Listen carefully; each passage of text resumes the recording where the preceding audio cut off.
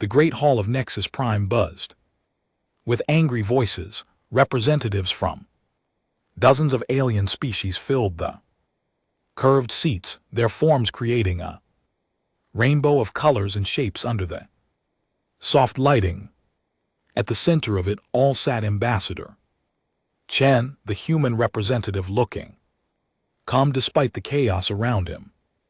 The fourth commander, Krothak, slammed his clawed fist on his speaking platform, his reptilian face twisted with anger as he spoke. The humans dare to tell us how to conduct our wars, these primitive newcomers who barely learned to travel between stars. Beside him, the crystalline form of hegemony speaker Zihari chimed in agreement. Her voice sounded like breaking glass when she was angry. They have been in space for less than 200 of their years. We have ruled the galaxy for 1,000 times longer than they have existed as a spacefaring species. Ambassador Chen stood slowly. He was a small man with graying hair and tired eyes. His simple blue uniform looked plain next to the elaborate armor and robes of the other representatives. When he spoke, his voice was quiet but carried clearly through the hall. Honored representatives, Chen began. For 3 standard cycles, Earth has made the same request: stop attacking neutral worlds, stop destroying refugee ships, stop the senseless killing of civilians who cannot defend themselves.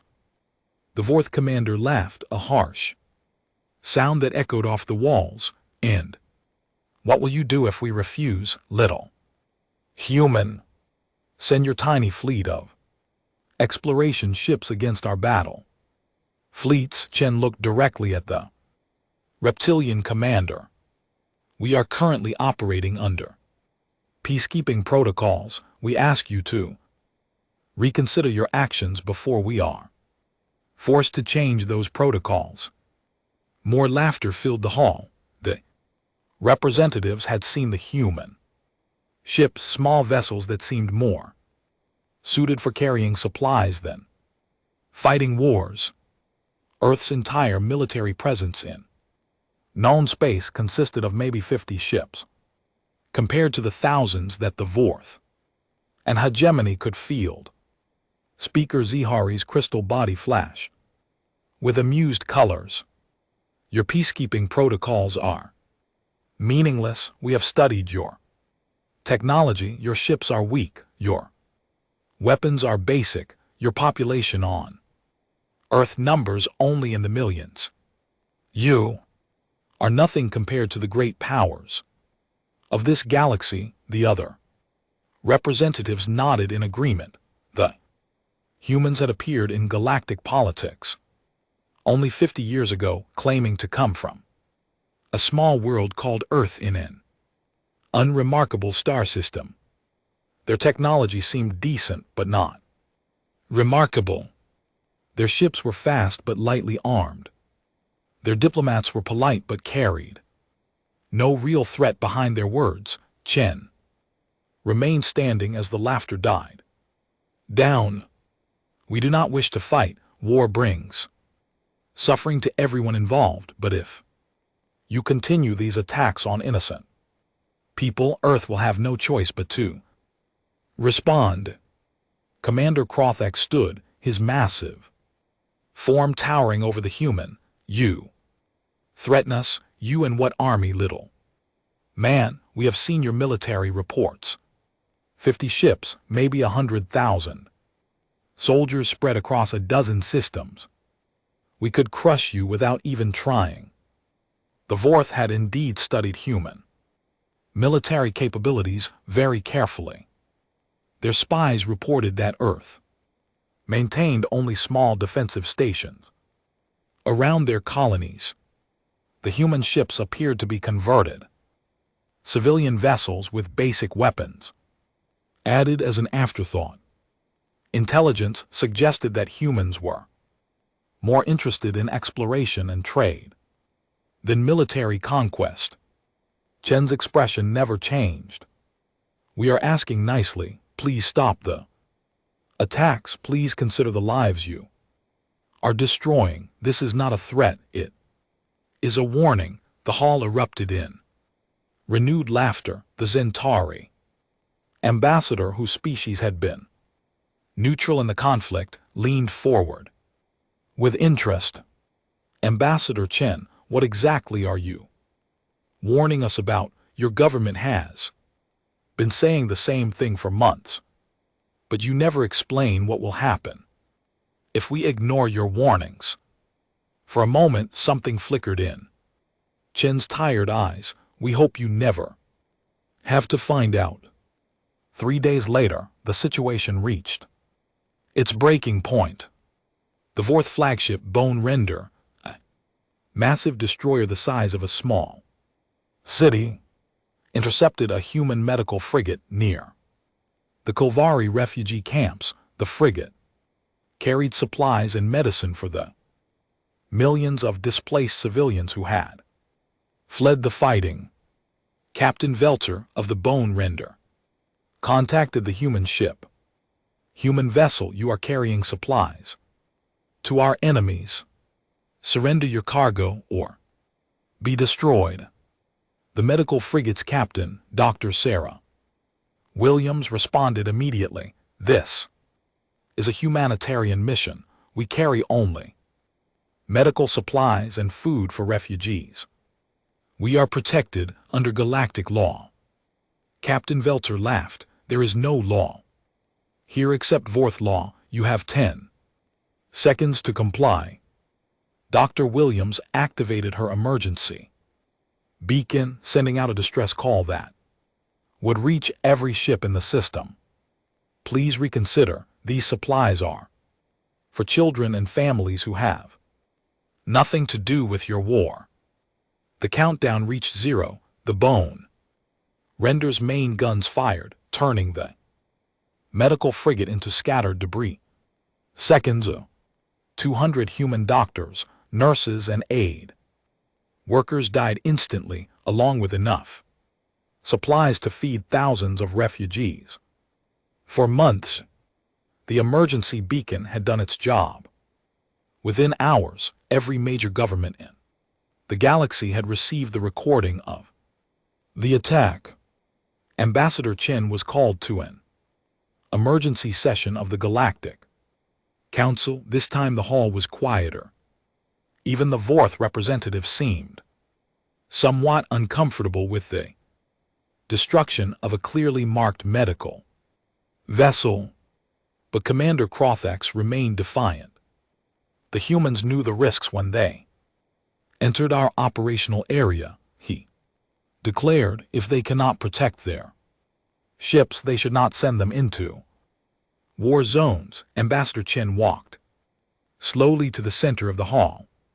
He looked older than before, as if the weight of the dead was pressing down on him. When he spoke, his voice was still quiet, but something had changed in his tone. For 3 years, Earth has asked politely for an end to attacks on civilians. For 3 years, we have operated under strict peacekeeping protocols. For 3 years, we have hoped that reason and compassion would prevail. He turned to look directly at the Vorth delegation. Yesterday, you destroyed a medical ship carrying supplies to refugee children. 200 of our people died trying to help those who could not help themselves. The hall was completely silent now. Even the translator system seemed to be holding their breath. Chen continued, Earth's patience has been exhausted. We are no longer operating under peacekeeping protocols. All restrictions on human military forces have been removed. Commander Crothax snorted. So the humans finally decide to show their teeth. What will you do with your handful of exploration ships? Ambassador Chen looked around the hall one final time. His tired eyes met those of every representative present. "You will find out very soon." The human ambassador gathered his simple papers and walked toward the exit. At the doorway he paused and turned back. "We tried to warn you," he said simply. "We tried to do this the easy way." As the door closed behind him, the hall erupted in discussion. Most of the representatives seemed amused by the human's dramatic exit. The fourth delegation was already planning their next attacks, confident that the humans could do nothing to stop them. Only a few of the older, more experienced ambassadors felt a chill of unease. The Zentari representative, who had been watching human behavior for decades, quietly began composing an urgent message to his homeworld. The message was simple: begin emergency defense preparations. I believe we have seriously underestimated the humans.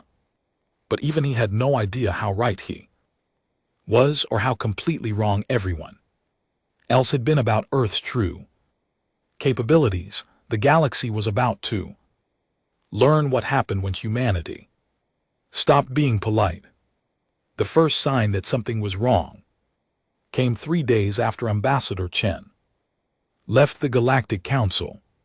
Communication networks across the galaxy lit up with impossible readings that made no sense to the monitoring station's deep space sensors, which had been quietly cataloging stellar phenomena for decades, suddenly revealed they were much more than simple observation equipment. The research stations that humans had scattered throughout dozens of systems began transmitting complex signals to each other, creating a communication network that spanned half the known galaxy. Admiral Zector of the Fourth High Command stared at the tactical display in disbelief.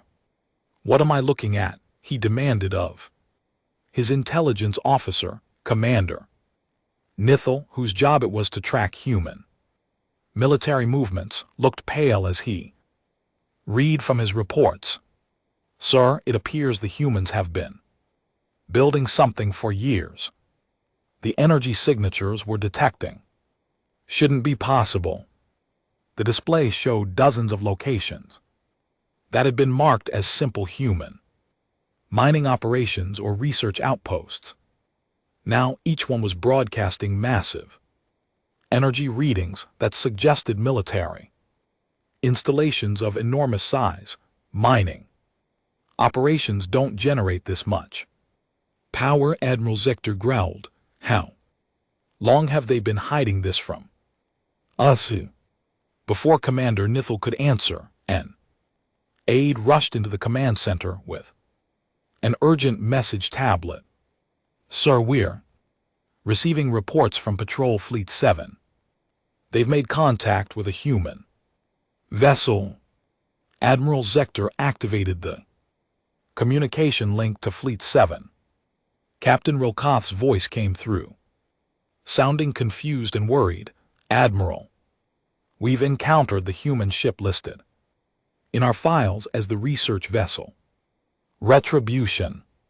But sir, this is no research vessel." "Explain yourself, Captain. The ship.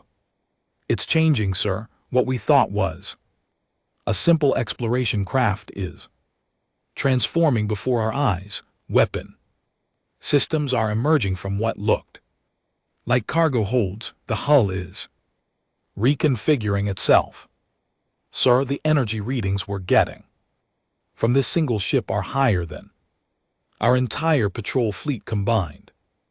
Admiral Zector felt a cold chill run down his spine. "Captain, you are ordered to withdraw immediately and report back to..." The communication cut off in a burst of static. Across the galaxy, similar scenes were playing out as human vessels that had been classified as harmless exploration ships revealed their true nature. The UES Retribution, under the command of Captain Sarah Reeves, was just one of dozens of ships that were shedding their peaceful disguises.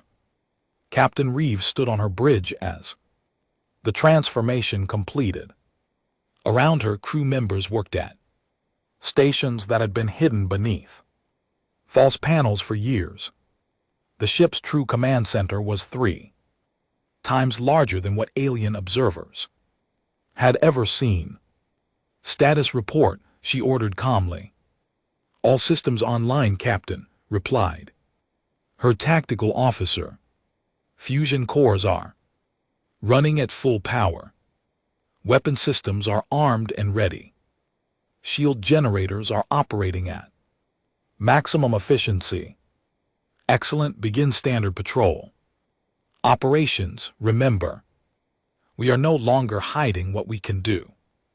The Retribution moved toward the nearest Vorth patrol fleet with a speed that should have been impossible for a ship of its apparent size. What the aliens hadn't known was that the vessel's true mass was hidden by technology that folded space around the ship, making it appear much smaller than it actually was.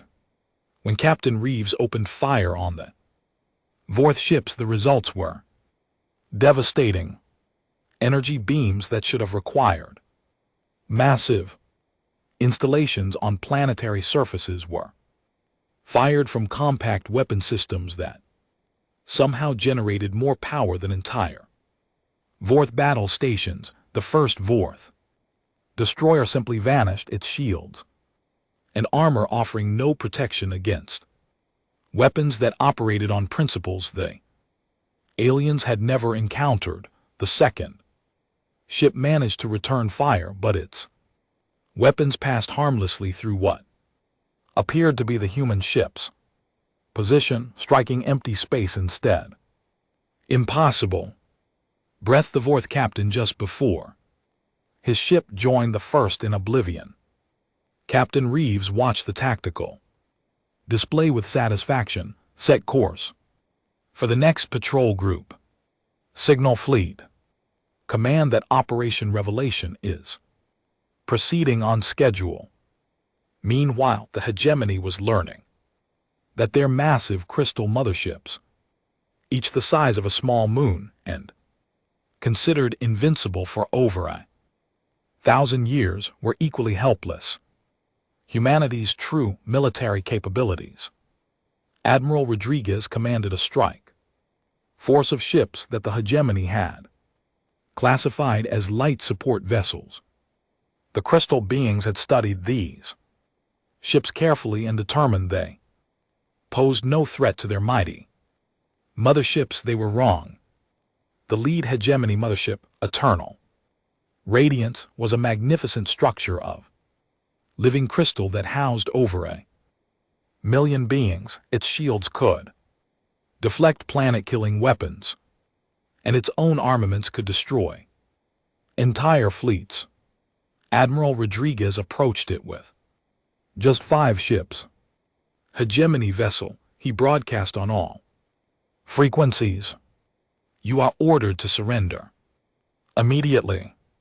Power down your weapons and prepare to be boarded." The response came as a pulse of crystalline laughter that sounded like wind chimes in a hurricane. "Tiny human insects, your entire fleet could not scratch our hull. Withdraw now or be destroyed." Admiral Rodriguez sighed. "Target the shield generators. Fire when ready."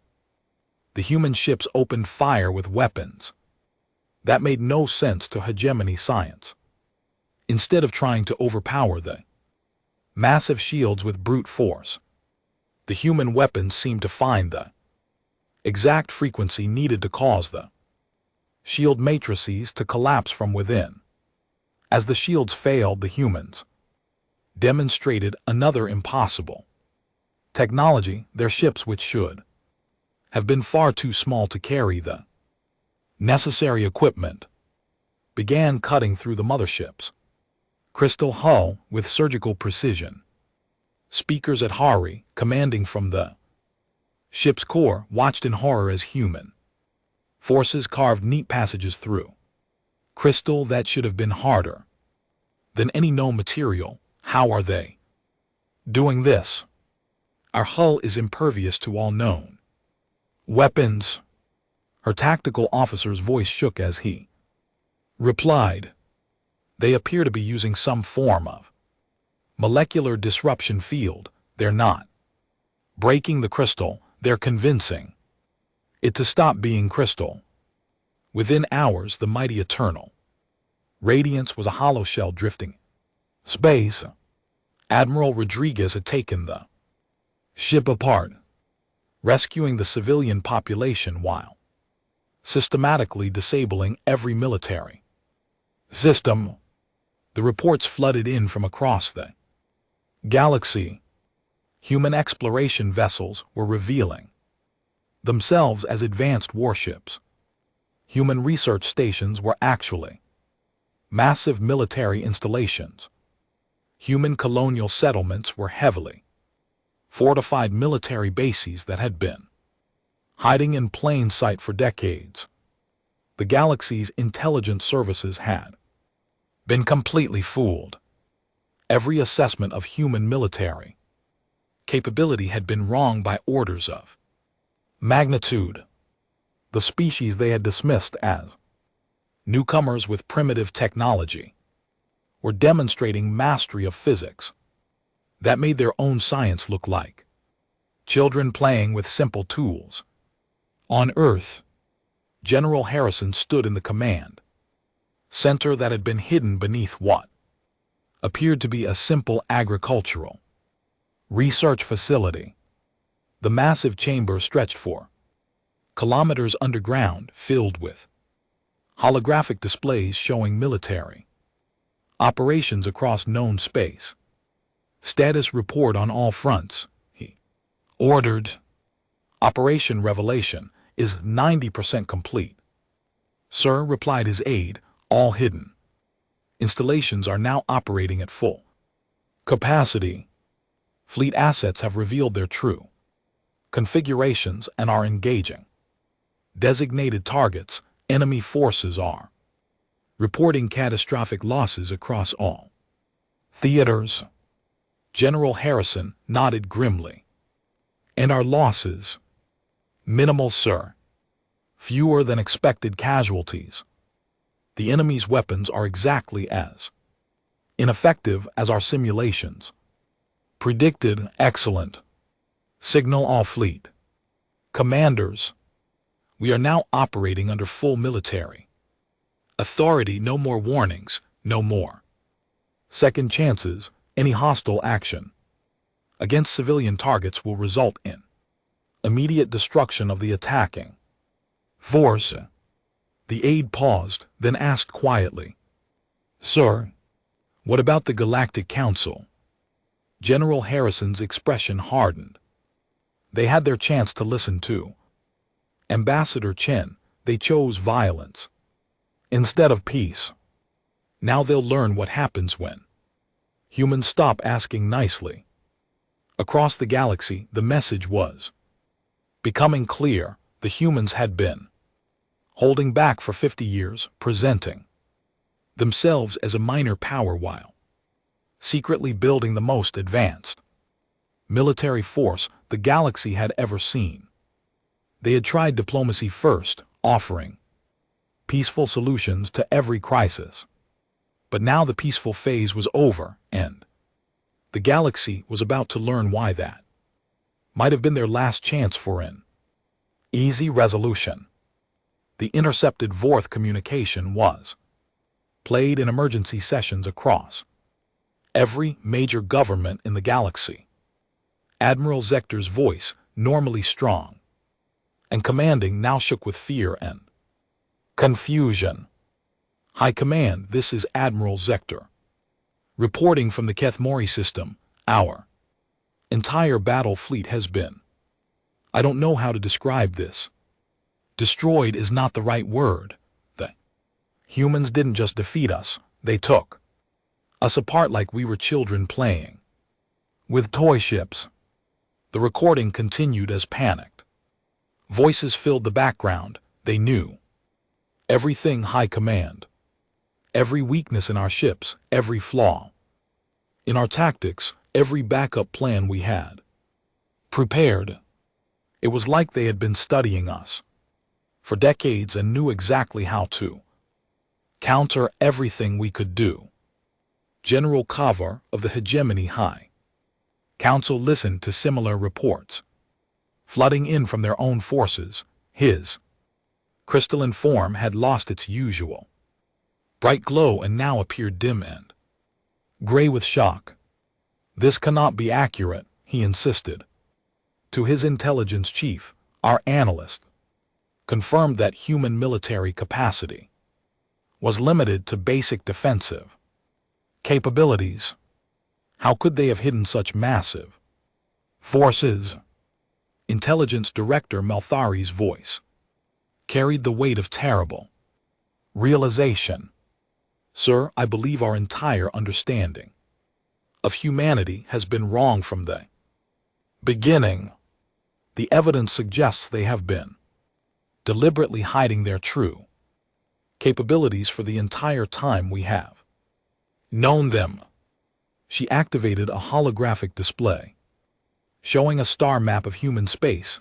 Look at this system analysis. What we thought was their home world with a population of 5 million actually shows industrial capacity consistent with a population in the hundreds of billions.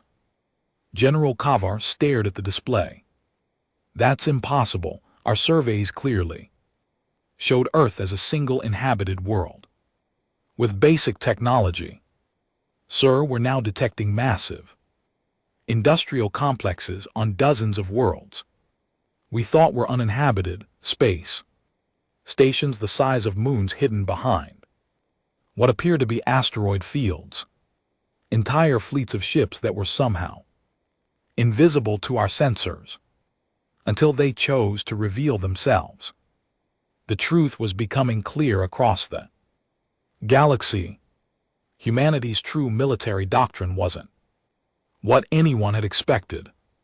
While other species built obvious displays of power, massive ships, intimidating weapons, threatening military parades, humans had chosen a completely different approach. They had made themselves appear weak while secretly becoming the strongest force in known space. Captain Morthak of the Vorth Intelligence Division had spent years studying human behavior.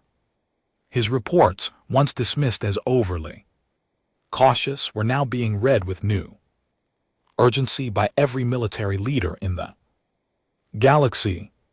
Human psychology differs fundamentally from our own, his earlier report stated. Where we see strength in displays of power, they seem to prefer concealment and misdirection.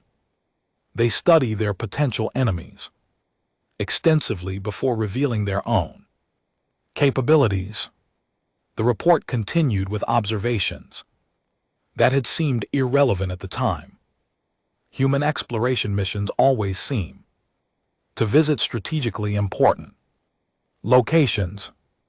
Their research stations are invariably placed in positions that would be ideal for military monitoring. Their diplomatic personnel ask many questions about military capabilities, while revealing very little about their own. What had been interpreted as the curiosity of newcomers was now revealed as systematic intelligence gathering by a species that had been preparing for war while hoping for peace. The Zentari ambassador, who had been one of the few to express concern about humanity's warnings, received a priority communication from his government. Chancellor Velener's image appeared on his private screen, looking grim. Ambassador, our deep space monitoring stations have detected something that defies explanation. The humans appear to have industrial installations and systems we didn't even know they had. Visited. The ambassador wasn't surprised. Chancellor, I tried to warn the council. The humans' behavior never matched their apparent capabilities. They were too confident for a species with limited military power. It's worse than we thought, Chancellor. Vellner continued, our analysts have been reviewing 50 years of human contact records, every treaty they signed, every trade agreement they made, every diplomatic exchange. They were gathering information while giving away almost nothing about themselves. The hologram shifted to show intelligence reports. They've been running detailed war games against every major power in the galaxy. They know the location of every military base, every supply depot, every weakness in our defenses. They've been watching us the entire time. This revelation sent shockwaves through the galactic intelligence community. Humans hadn't just been hiding their military strength. They had been systematically studying every potential enemy while presenting themselves as harmless newcomers. The Vorth discovered this when they attempted to fall back to their fortress worlds, only to find that their impregnable planetary defense systems had been quietly sabotaged by human research teams that had visited years earlier. General Harrison reviewed the operational reports with satisfaction. Operation Reckoning was proceeding exactly as planned, sir. His tactical coordinator reported, Vorth defensive positions on Kalar Prime have been neutralized. The shield generators failed exactly as our infiltration teams predicted they would, and the hegemony strongholds, their crystal matrix defenses are collapsing on schedule. Our molecular disruption technology is proving even more effective than laboratory tests suggested. General Harrison nodded. What about enemy leadership? Both the Vorth High Command and Hegemony High Council are attempting to relocate to secure facilities. However, all of their secret bunkers were identified and mapped by our survey teams years ago. The general smiled grimly. I want them captured, not killed. They need to understand exactly how thoroughly they have been outplayed. The scope of human preparation became clear as the operation continued. Every accidental encounter between human ships and alien forces had been carefully planned intelligence-gathering missions. Every peaceful diplomatic contact had been an opportunity to study potential enemies.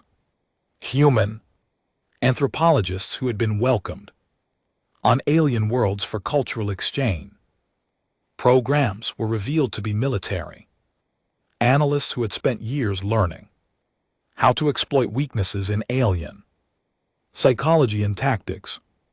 The simple technology that humans had demonstrated was actually sophisticated. Equipment designed to appear primitive, while collecting massive amounts of data about alien capabilities. Most shocking of all, humans had developed countermeasures for military technologies that the aliens hadn't even revealed they possessed, secret weapons that the Vorth and Hegemony had been saving for desperate situations proved useless because humans had somehow discovered them and developed specific defenses years in advance. Commander Kral Thax, who had laughed at Ambassador Chen's warnings just days earlier, now found himself trapped in a disabled command ship as human boarding parties prepared to take him prisoner. How, he demanded as Captain Reeves entered his bridge. How did you know about our quantum Torpedoes. We've never used them in battle. Captain Reeves looked at the defeated Vorth commander with something that might have been pity. You tested them at the Kalar facility 18 months ago. Our observation post on the third moon recorded everything. Impossible. That moon is uninhabited. It was uninhabited when you first surveyed it. We built our facility after you established your weapons testing program. We've been watching you develop those torpedoes from the very beginning. The revelation hit Kral Thax like a physical blow. You've been watching us for how long? Since the day you started attacking civilian targets, Captain Reeves replied. We hoped you would listen to reason. When you chose violence instead, we were ready. Across the galaxy, similar conversations were taking place as human forces systematically dismantled every major military installation of the species that had refused to stop their attacks on civilians. The message was becoming clear to everyone. Humanity had tried to solve these problems peacefully. They had given every opportunity for reason and diplomacy to prevail. They had warned repeatedly that continued aggression would have consequences. Now those consequences had arrived, delivered by a species that had been holding back their true capabilities, while desperately hoping they would never need to use them. The galaxy was learning what humans were like when they stopped being polite. Supreme Commander Velkash of the remaining Vorth forces thought he had found the perfect hiding place. The Nethys Nebula was a maze of gravitational anomalies and energy storms that made scanning impossible and navigation deadly for most species. Here, in a hidden base built inside a rogue planetoid, he planned to rebuild his scattered forces. He was wrong.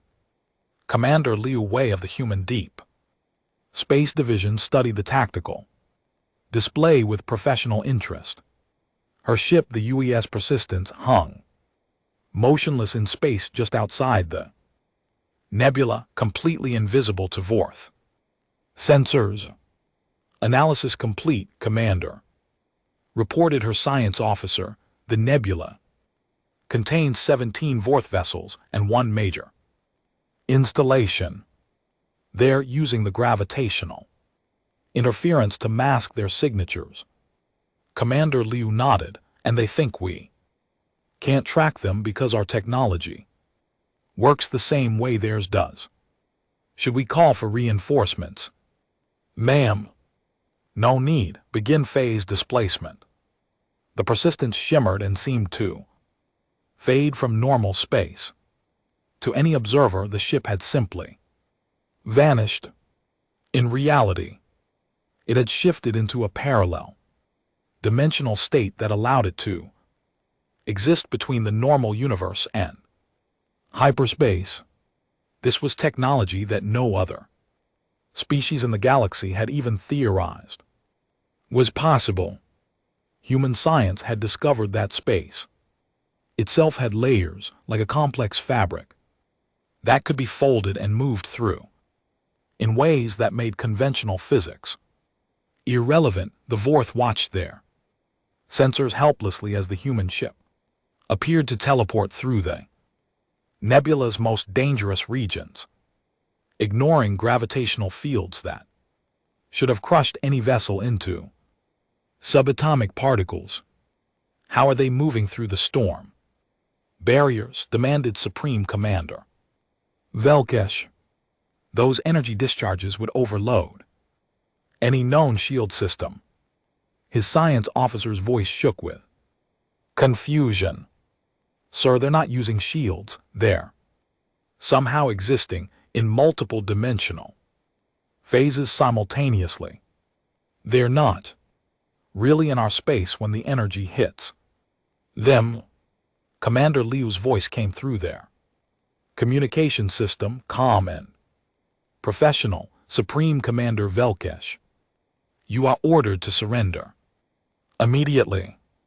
Your forces are surrounded and have no possible escape routes. Velkesh looked at his tactical display, which showed only empty space around his hidden base. Surrounded, you have 1 ship, we have 17. Please look again. The Vorth sensors suddenly detected dozens of human ships materializing around them. Each vessel had been hidden in a different dimensional phase, invisible, until they chose to reveal themselves. But that wasn't the most terrifying part, sir, whispered his tactical officer. According to these readings, some of these ships have been here for weeks. They were waiting for us before we even arrived. Commander Liu's patient voice continued. We've been tracking your retreat route. For 6 days, we knew you would come here, because this is where your contingency plans directed you to go. We've been monitoring your communications and supply movement since you fled the Kaithmore system. Supreme Commander Velkesh felt something he had never experienced before in 3 decades of military service: absolute helplessness. How could you know our contingency plans? They're classified at the highest levels. We've had copies of your strategic documents for 2 years. Your intelligence networks were compromised the day you started attacking human civilian targets. Across the galaxy, similar hunts were taking place. The hegemony leadership had fled to the void reaches, a region of space so empty and dark that most species avoided it entirely. They thought the absence of stars and planets would make them impossible to find. Captain Tors of the UES Relentless found them anyway. The hegemony had used their most advanced stealth technology to hide their command ship in the shadow of a dead star.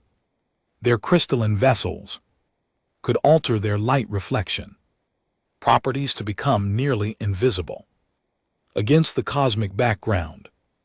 Captain Tors approached their position with what appeared to be casual indifference to their stealth capabilities. Hegemony command ship. Infinite glory, she broadcast. This is Captain Maria Tors of Earth Defense.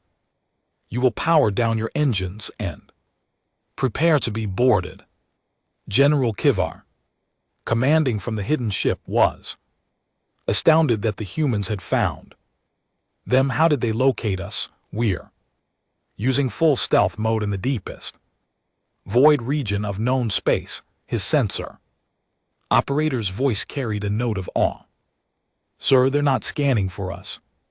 They're following our wake trail through subspace. They can track the distortions our passage created in space-time itself. It was true. Human sensors could detect the subtle warping of space that any ship created when it moved, even ships using technology specifically designed to avoid leaving traces. Humans weren't just following where their enemies were going, they were tracking where they had been. Impossible. General Kivar breathed. The subspace wake fades within hours. We've been traveling for days. Captain Tors' voice carried a hint of amusement. General, human sensors can track wake patterns up to 6 months old. We can follow your exact route from the moment you left hegemony space. The revelation was staggering. Humans could track any ship that had ever moved through space, following trails that other species didn't even know existed. But the hunt wasn't limited to conventional space. Some Vorth commanders had fled into hyperspace itself, using experimental technology to hide in the higher dimensions that most ships only pass through during Faster than light travel. Lieutenant Colonel Kim Sato found them. There too, her ship the UES Tracker existed, primarily in hyperspace only, occasionally dropping into normal space. To resupply, the Vorth had thought they were safe in the swirling chaos of higher dimensions, where normal physics didn't apply and most technology simply failed to function. Vorth vessels, she announced, her voice somehow carrying clearly through hyperspace static. You are trespassing in protected dimensional space. Surrender now or face immediate destruction. The Vorth commander, Admiral Cortex, couldn't believe what he was hearing. How are you even communicating with us? Our own systems barely work in hyperspace. Human technology was designed to operate in multiple dimensions simultaneously, Lieutenant Colonel Sato explained patiently. We're not limited to three-dimension space the way your species are. As if to prove her point, her ship performed maneuvers that violated every known law of physics, moving in directions that didn't exist in normal space while somehow remaining visible to the Vorth sensors. The most desperate enemies tried hiding in pocket dimensions, artificially created spaces that existed outside the normal universe. These had been considered the ultimate refuge, accessible only through complex technology that most species hadn't even discovered. Commander Jackson of the UES Seeker found them in the pocket dimensions too. This is getting embarrassing, he commented to his crew as they approached another hidden Vorth base. Do they really think we haven't mapped every pocket dimension in this region of space? His navigation officer consulted her charts. According to our surveys, we've cataloged 47 artificial pocket spaces within 100 light-years of here. All of them are monitored by automated sensor platforms. Commander Jackson activated the communication system. Attention Vorth survivors in pocket dimension 7. This is your final warning. Surrender now or we will collapse your pocket space and drag you back into normal universe. The trapped Vorth forces couldn't understand how they had been found in a space that technically didn't exist. They had created their pocket dimension using technology that was supposed to be undetectable from outside. But humans had discovered something that no other species had realized. Pocket dimensions weren't really separate from normal space. They were connected by invisible threads of quantum entanglement that could be detected and followed by sufficiently advanced sensors. More terrifying still, humans could manipulate these connections to collapse pocket dimensions at will, forcing anyone hiding inside to return to normal space, whether they wanted to or not. The hunt continued across the galaxy as human forces demonstrated capabilities that seemed to violate everything other species understood about the universe. They could track ships through time, follow enemies across dimensional barriers, and find hidden bases, regions of space that supposedly didn't exist. Commander Liu reviewed the tactical reports with grim satisfaction. Status on the search operations: 93% of fleeing enemy forces have been located and captured, her aide reported. The remaining 7% are being tracked and will be apprehended within 72 hours. Any successful escapes? None, ma'am. Human tracking technology has proven effective against every concealment method the enemy has attempted. Commander Liu nodded. What's the psychological impact? Significant, ma'am. Intercepted communications indicate that enemy forces no longer believe escape is possible. Many are surrendering without attempting to run. The hunt was almost over. The aliens were learning that running from humans was fundamentally different from evading other galactic powers. When humans decided to find someone, they would be found, no matter where they hid or what technology they used to conceal themselves. The galaxy's most advanced stealth technology, their most secret hiding places, their most sophisticated escape plans. None of it mattered when humans had decided that hiding time was over. The message was clear. When humanity stopped being polite, nowhere in the universe was safe for those who had chosen to be there. 6 months after Ambassador Chen had delivered his final warning to the Galactic Council, the Great Hall of Nexus Prime looked very different. The curved seats that had once held proud representatives of ancient civilizations now hosted a much smaller. Many seats stood empty. The Fourth Empire, which had ruled dozens of star systems for over 1,000 years, no longer existed as a political entity. The hegemony, whose crystal ships had once been considered invincible, had been reduced to scattered civilian populations under human protection. Ambassador Chen walked slowly to the center of the hall, his footsteps echoing in the unusual silence. He looked older than before, bearing the weight of decisions that had reshaped the galaxy, but his eyes held a calm certainty that hadn't been there during the dark days of the crisis. The remaining representatives watched him with a mixture of fear, respect, and careful attention. They had learned that when humans spoke, it was wise to listen. Honored representatives, Chen began, his voice carrying easily through the hushed hall. 6 months ago, I stood in the same place and warned you about the consequences of continued aggression against civilian populations. You chose not to listen. He gestured to the empty seats around the hall.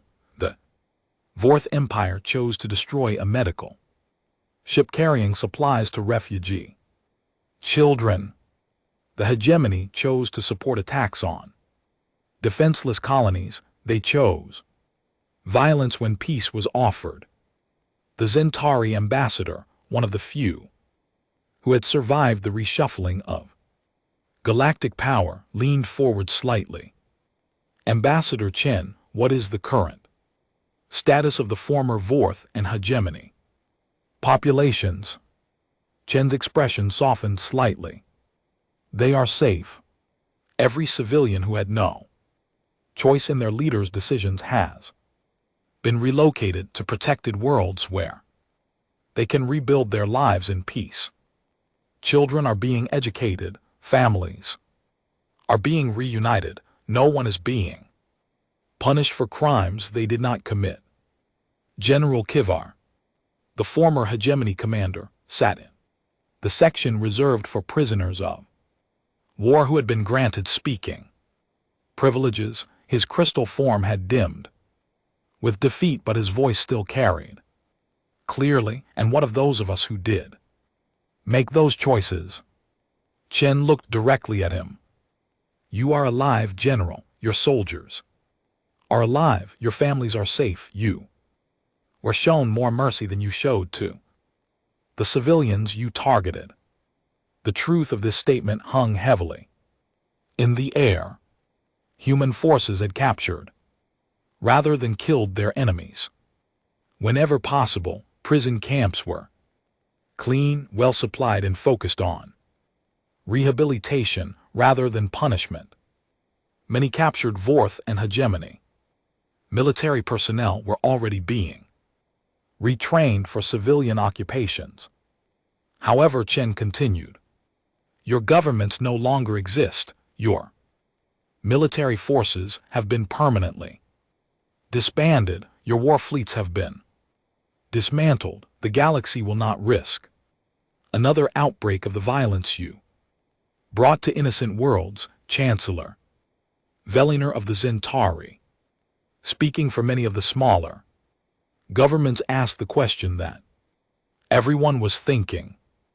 Ambassador, what does Earth intend for the future of galactic governance? Chen smiled, and for the first time in months it was a genuine expression of warmth rather than diplomatic politeness. Earth has no desire to rule the galaxy. We never wanted to be galactic police. We tried for years to encourage you to police yourselves. He activated a holographic display showing shipping routes throughout known space. Each route showed the distinctive signatures of human patrol ships. But since self-governance failed so completely, we have taken responsibility for ensuring that it never fails again. The display showed the scope of the new reality. Human ships patrolled every major trade route, monitored every system with a significant population, and maintained surveillance stations in every region where conflicts had previously occurred. How many ships? Asked the Milhari representative, her tentacles coiling nervously around her speaking device. Enough, Chen replied simply. Every civilian transport in the galaxy now travels under human protection. Every refugee camp is guarded by human forces. Every attempt to rebuild aggressive military capabilities is detected and stopped before it can threaten innocent lives. The numbers, when they were eventually leaked, were staggering. Earth had deployed over 50,000 ships across the galaxy, more than all other spacefaring species combined had possessed before the war. The industrial capacity required to build and maintain such a fleet suggested a human civilization far larger and more advanced than anyone had imagined. General Harrison had been appointed as the first director of galactic security, a position that hadn't existed before. Humans created it. His headquarters, built in the former Vorth capital system, coordinated protection efforts across thousands of worlds. The rules are simple, Chen explained to the assembled representatives. No military vessels larger than system defense craft, no weapons capable of orbital bombardment, no attacks on civilian targets under any circumstances, no wars of conquest, no slavery, no genocide. He paused, letting the weight of these pronouncements settle over the hall. These are not requests, these are not suggestions. These are the conditions under which the galaxy will now operate. The Karathi representative, whose government had remained neutral throughout the recent conflicts, raised a careful question. And if a government disagrees with these conditions, Chen's expression hardened, then that government will discover what happens when humanity is forced to be impolite again. The threat was delivered quietly, almost conversationally, but no one in the hall doubted its sincerity. They had all seen what human forces could do when they stopped holding back. However, Chen continued, his tone becoming warmer again. We much prefer cooperation to conflict. Governments that focus on peaceful development, trade, and the welfare of their citizens will find Earth to be a helpful ally rather than a watchful guardian. This was proving to be true. Human technology was being shared freely with species that demonstrated peaceful intentions. Medical advances that could extend lifespans by centuries were offered to any government that renounced aggressive expansion. Educational programs were helping former enemy populations transition to peaceful civilian life.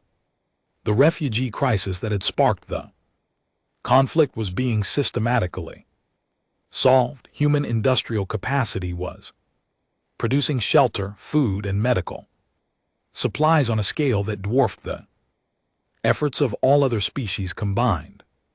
Camps that had housed millions of displaced people for years were being transformed into permanent settlements with full infrastructure and economic opportunities.